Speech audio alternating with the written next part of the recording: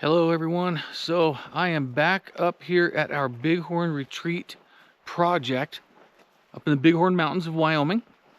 Kind of checking things out. We're hoping to get started this coming week, which would be the first full week of June. Actually, maybe this last week was the first full week. That's when we're hoping to get started.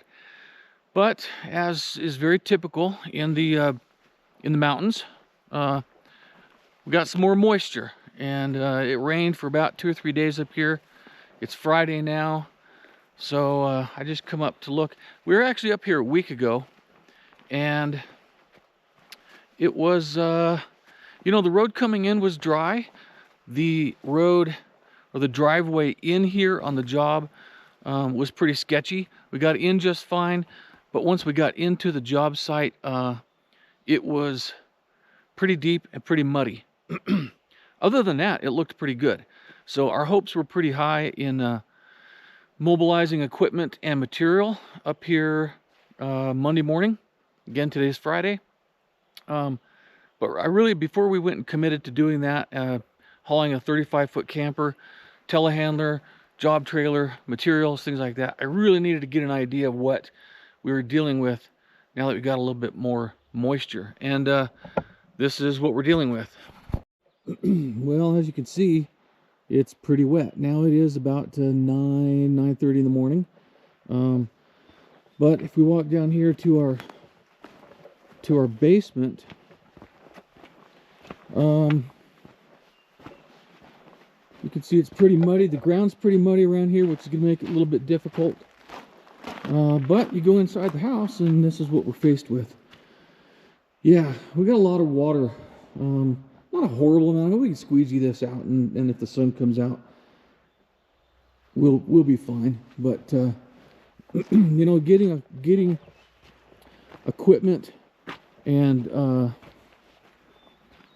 trucks and that sort of stuff in here is going to be more than a little difficult. In fact, you can see where we got stuck last week. And last week was considerably drier than it is now.